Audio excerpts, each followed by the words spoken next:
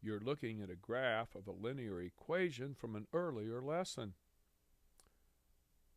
And now we've changed the equal sign to a less than symbol, and it's no longer a linear equation.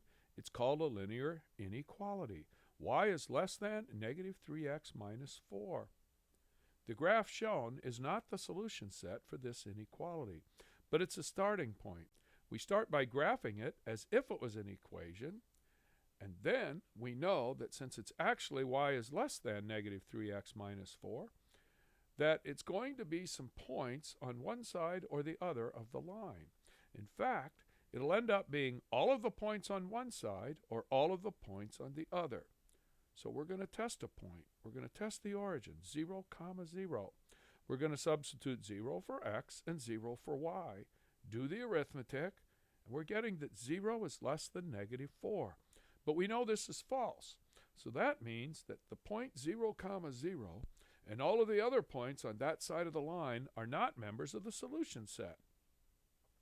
So we're going to try a point on the other side of the line, negative 3, 0, where negative 3 substitutes for x and 0 substitutes for y. We do the arithmetic, and we get that 0 is less than 5. Well, that's true. So that means that that point and all of the other points on the same side of the line with it are members of the solution set. And if you'd like to try several other points, you may be my guest, just to convince yourself that this is the way it works. We shade to show the members of the solution set of this inequality. And then we need to remember that the symbol was a less than symbol.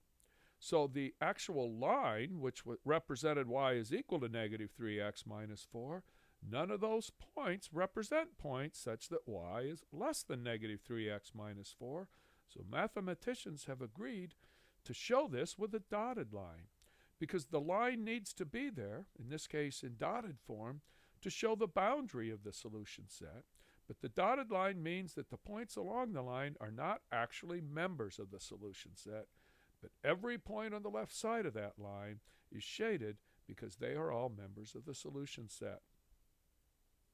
And then, of course, if we change the less than symbol to less than or equal to, then the line becomes solid again because now the line is part of the solution set. If we reverse the sense of the inequality, we have y is greater than negative 3x minus 4, and then the shading goes to the other side of the line, and the line, of course, is dotted for the greater than symbol. If we modify the greater than symbol to make it a greater than or equal to symbol, then the line becomes solid. Let's try another example. Once again, we start with the equation y is equal to 2/3 x plus 4, and we graph it as shown.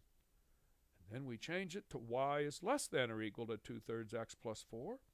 We choose a test point. I like the origin. I believe zeros are easy to work with. We substitute 0 for x and for y. We do the arithmetic. We get that 0 is less than or equal to 4, and that's true.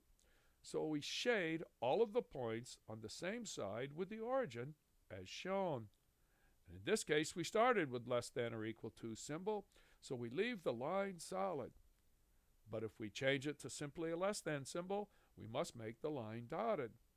If we reverse the sense of the inequality, the shading goes to the other side of the line, and if we make it greater than or equal to, the line becomes solid. Graph a linear inequality as if it were a linear equation. Then test a point on either side of the line to determine which side of the line to shade. Finally, decide whether or not the line should be solid or dotted by looking at the inequality symbol used.